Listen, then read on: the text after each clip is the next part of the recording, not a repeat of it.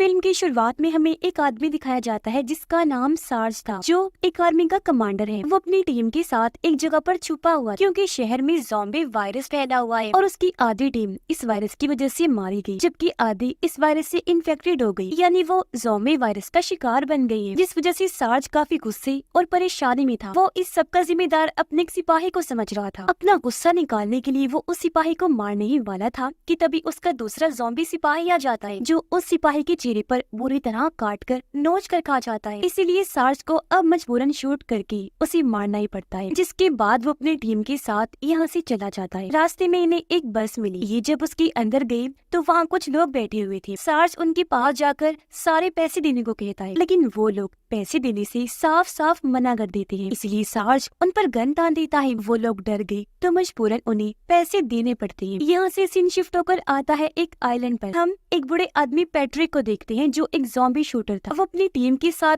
Zombies को चुन चुन कर शूट कर करके मार रहा था। उसका मानना था कि जो मर गए हैं उन्हें पूरी तरह से खत्म कर देना चाहिए, यानी ये ज़ॉम्बी जो मरने के बाद जिंदा होकर दोबारा ज़ॉम्बी बन जाती है, इनको जीने का कोई हक नहीं है। पैट्रिक यहाँ से अपनी बेटी के पास गया, जिसे अपने डैड का काम बिल्कुल पसंद नहीं था, क्योंकि वो नहीं चाहती थी कि ज़ॉम्बीज को कोई मारे। वो अपने डैड से पूछती है कि अगर कभी मैं भी ज़ॉम्बी बन गई तो क्या आप मुझे भी मार डालोगे? पैट्रिक कोई जवाब नहीं देता और अपनी टीम के साथ आगे बढ़ जाता है, क्योंकि उसे मैसेज आया था कि एक घर में 2 बच्चे इस वायरस से इन्फेक्टेड हैं, जो जल्द ही ज़ॉम्बीज बन जाएंगे। पैट्रिक अपनी टीम के साथ उस घर में पहुंचा। बच्चों की मॉम से कहता है कि उन्हें हमारे हवाले कर दो, वो इन्फेक्टेड है तो सबके लिए खतरा बन सकते हैं, हम उन्हें शूट करने आए हैं। लेकिन बच्चों की मॉम उन्हें बच्चे देने से साफ साफ मना कर देती है। यही नहीं बल्कि उन पर गन भी तान लेती है। ये देखकर पैट्रिक और उसकी टीम औरत को ही शूट कर देती है, जिससे वो मौके पर ही मारी जाती है। उसका हस्बैंड जल्दी से वहाँ पर आ गया। अपनी वाइफ के मरने पर बहुत रोया। कहता है, अरे जालिमो,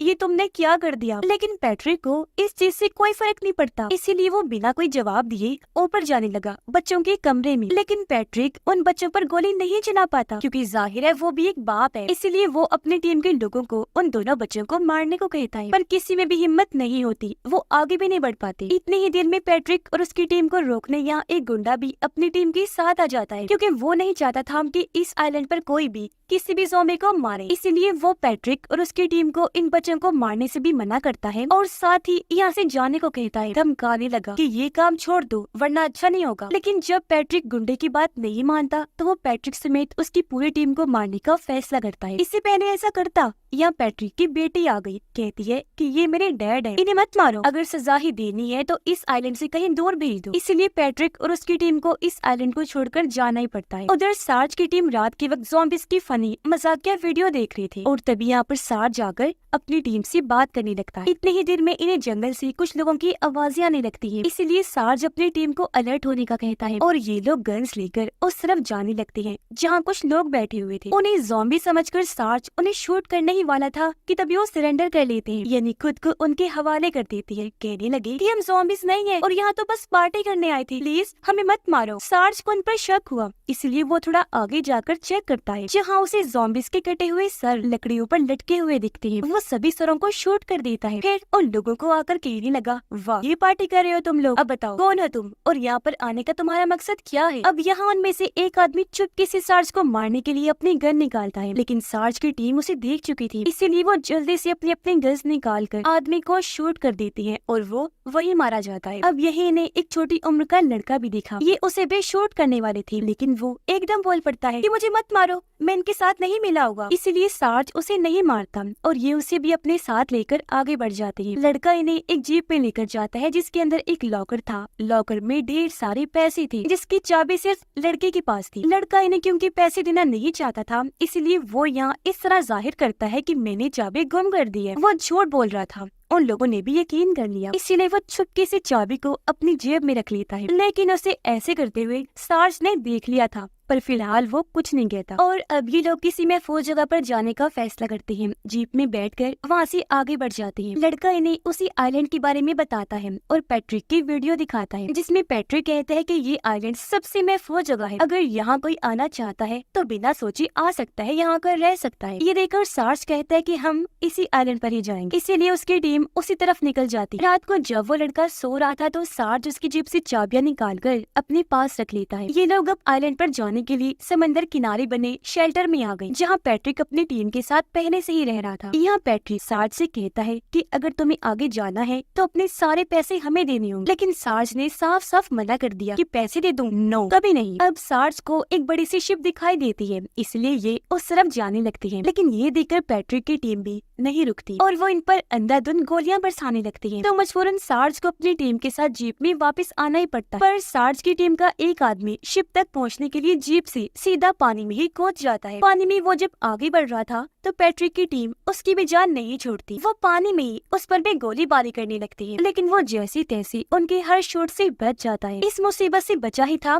कि तभी उसके सामने दूसरी मुसीबत आ खड़ी होती है, और वो था ज़ॉम्बी, जो भी पानी में ही था और उसके बहुत ही करीब भी। तो अपनी जान बचाने के लिए वो लड़का ज़ॉम्बी की उंगलियों को दांतों से ही काट कर पानी में फेंक देता है। ऐसा करके उसे अजीब तो लगा, पर अपनी जान बचाने के लिए इसके अलावा उसके पास और कोई रास्ता नहीं था, और वो अब तैर कर आखिरकार शिप तक पहुँच ही जाता है। फिर सार्ज अपनी जीप पर चढ़ के बॉम्ब से पैट्रिक का घर ही उड़ा देता है। धमाके की आवाज से सारे ज़ॉम्बीज़ बाहर निकल कर आ गए, एक साथ पैट्रिक की टीम पर हमला कर देते हैं, पूरी तरह उन्हें काट काट कर मार देते हैं। लेकिन पैट्रिक किसी तरह ज़ॉम्बीज़ को मारकर वहाँ से बच निकलता है। जो सिपाही शिप तक पहुँचा था वो शिप को किनारे पर लेकर आ जाता है, इसलिए सार्ज और उसकी टीम जल्दी से उसमें बैठ जाती है। अब पैट्रिक भी शिप में चढ़ने के लिए कूदता है, लेकिन वो लटक गया, गिरने ही वाला था कि तभी उसे सिपाही लड़की बचा लेती है, शिप के अंदर कर लेती है। मदद करने पर पैट्रिक उसका शुक्रिया अदा करता है, कहने लगा कि तुम्हें देखकर मुझे मेरी बेटी की याद आ गई है। फिर सार्ज पैट्रिक से बात करने लगा, पूछता है कि तुम हम पर गोलियां क्यों चला रही थी। पैट्रिक कहता है क्योंकि हमारे पास पैसे नहीं थे, हमें पैसे चाहिए थे जिनके लिए हम किसी की भी जान ले सकते हैं, बस यही बात थी और कोई हमारी किसी से कोई दुश्मनी नहीं है। ये कहकर वो अपना हाथ आगे करता है। सार्ज हाथ मिलाकर जवाब देता है लेकिन इस उम्र में भी तुम काफी स्मार्ट हो, मुझे तुम्हारी बातें रवैया काफी अच्छा लगा। जो कहकर वो पैट्रिक को भी अपने साथ रख लेता है। अब जिस सिपाही ने ज़ॉम्बी की उंगलियां दांतों से काटी थी, जो शिप लेकर आया था, वो जब शिप को चला रहा था तो अंदर से उसकी हालत खराब होने लगती है। सिपाही लड़की को उसकी तबीयत में गड़बड़ी लगी, इसलिए वो पूछ ही लेती है कि तुम ठीक तो हो ना, कोई मसला तो नहीं है तुम्हारे साथ। जिस पर वो हाँ में जवाब देता है कि हाँ मैं बिल्कुल ठीक हूँ। पर वो ये बात किसी को नहीं बताता कि अंदर ही अंदर मैं भी ज़ॉम्बी वायरस से इन्फेक्टेड हो रहा हूँ, और ऐसा होने की वजह उसका ज़ॉम्बी को काटना था। और अब सार्ज अपनी टीम के साथ मिलकर शिप के सभी ज़ॉम्बीज़ को मार देता है। पैट्रिक सार्ज को उस आइलैंड के बारे में बताने लगा कि वो जगह बहुत ही अच्छी और महफूज है, लेकिन फिलहाल एक गुंडे का वहाँ पर राज है। अगर हम इतनी बड़ी शिप में बैठकर उस आइलैंड पर जाएंगे तो गुंडे को हमारे आने का पता चल जाएगा, फिर वो हमें मार भी सकता है। इसीलिए अभी सारे लोग छोटी कश्ती में बैठकर उस आइलैंड पर जाने के लिए निकल जाते हैं। कुछ देर का सफर करने के बाद आखिरकार ये उस आइलैंड पर पहुँच जाते हैं। यहाँ आकर इन्होंने देखा कि गुंडे ने ज़ॉम्बी को मारा नहीं है, बल्कि उन्हें बांध के रखा हुआ है और उनसे अपने सारे काम करवा रहा था। ये लोग अभी कुछ आगे बढ़े ही थे कि तभी गुंडे के दो लोग इन्हें देख लेते हैं, इन पर गोलियां चलाने लगते हैं। बदले में ये लोग भी अंधाधुंध उन पर गोलियां चलाते हैं, जिस गोलीबारी में गुंडे के वो दोनों आदमी मारे जाते हैं। लेकिन इस सब में सार्ज और उसका एक आदमी भी जख्मी हो गए थे। पर सार्ज उठा हंसते हुए अपने साथी को कहता है कि चलो आज हमें भी गोली लग गई। लेकिन इस बात पर उसका साथी कोई जवाब नहीं देता, क्योंकि वो तो मौके पर ही अपना दम तोड़ चुका था। उसकी मौत पर सार्ज बहुत दुखी हुआ, पूरी तरह टूट जाता है, कहने लगा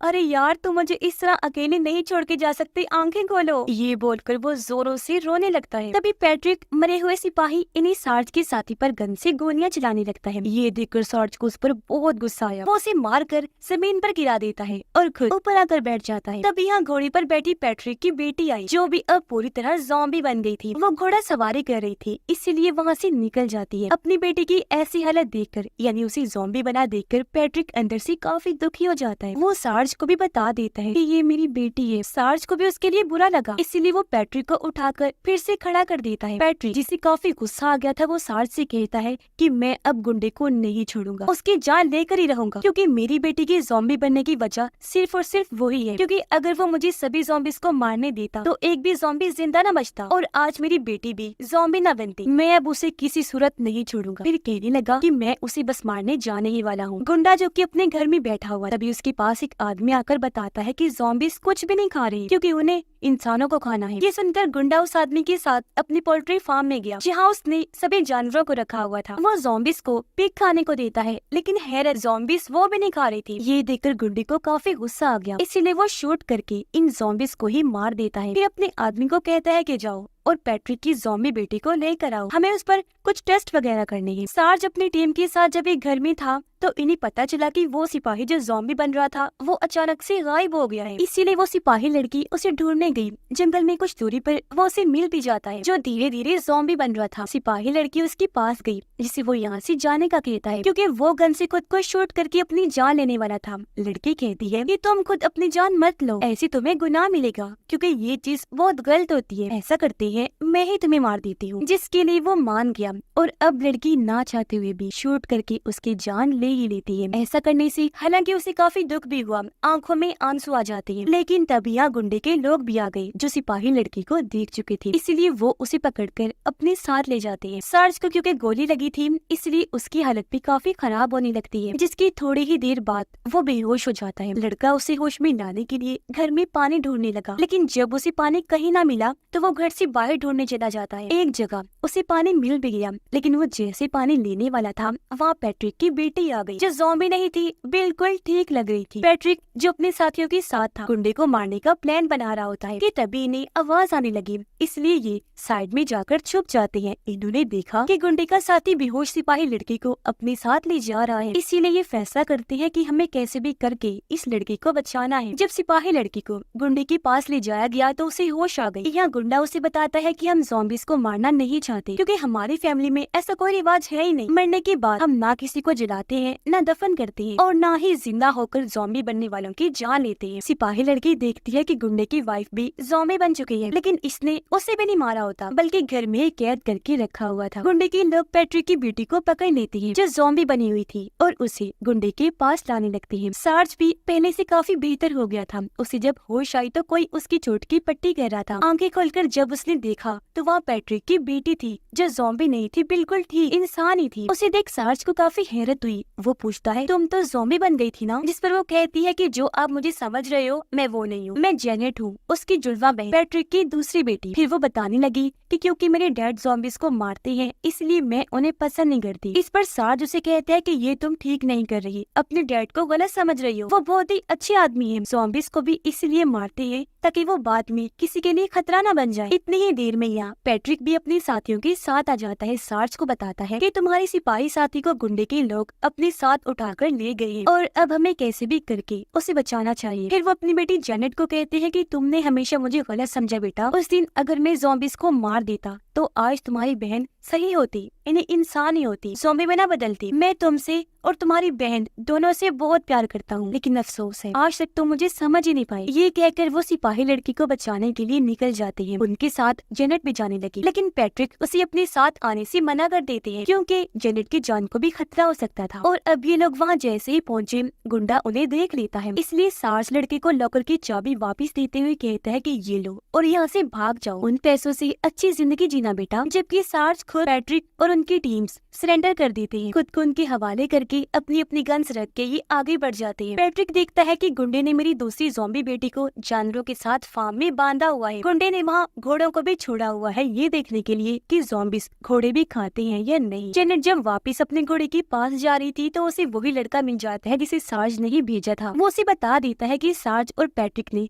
सरेंडर कर दिया है और वो लोग पकड़े जा चुके हैं। तो अब उन लोगों को छुड़वाने के लिए ये दोनों एक प्लान बनाते हैं। ये गुंडे के पास गए, कहते हैं कि अगर तुमने इन सब लोगों को छोड़ दिया तो हम तुम्हें बहुत सारे पैसे और ढेर सारे गन्स भी देंगे। तभी यहाँ जेनेट अपनी बहन को देखती है, इसीलिए वो बिना सोचे उसके पास जाने लगी क्योंकि उसे लग रहा था कि मेरी बहन ने मुझे पहचान लिया है। पर जैसे वो करीब गई उसकी बहन जेनेट के हाथ पर काट लेती है। ये देखकर पैट्रिक को इतना गुस्सा आया कि अब वो गुंडे और उसके साथियों पर गोलियां चलाने लगता है। बदले में उन्होंने भी चलाई, इसलिए दोनों टीम्स के बीच जबरदस्त गोलीबारी शुरू हो जाती है। और अब गोलियों की आवाज सुनकर वहाँ सारे ज़ॉम्बीज़ आने लगते हैं और इन पर खतरनाक हमले होना शुरू हो जाते हैं। कुछ देर के बाद मौका देकर पैट्रिक अंदर आया। वो गुंडे को कहता है अच्छा ठीक है, मैं तुम्हें नहीं मारता, लेकिन बस मुझे कुछ वक्त अपनी बेटी के साथ गुजारना है क्योंकि काटने की वजह से जल्द जेनेट भी ज़ॉम्बी बनने वाली थी। और अब जब पैट्रिक जेनेट के पास जाने लगता है तो पीछे से गुंडा उस पर गोली चला देता है जिस वजह से वो नीचे गिर गया। पर जख्मी हालत में भी पैट्रिक एक गोली गुंडे को मार ही देता है। तभी जेनेट की ज़ॉम्बी बहन घोड़े को खाने लगती है। उसे ऐसा करते हुए देखकर जेनेट सार्ज को बताने जाती है कि ज़ॉम्बीज़ घोड़ों को खा सकते हैं, लेकिन तभी पीछे से पैट्रिक जेनेट को गोली मार देता है क्योंकि वो नहीं चाहता था कि मेरी ये बेटी भी ज़ॉम्बी बन जाए। है, जबकि सार्ज वो सारे पैसे लेकर अपनी टीम के साथ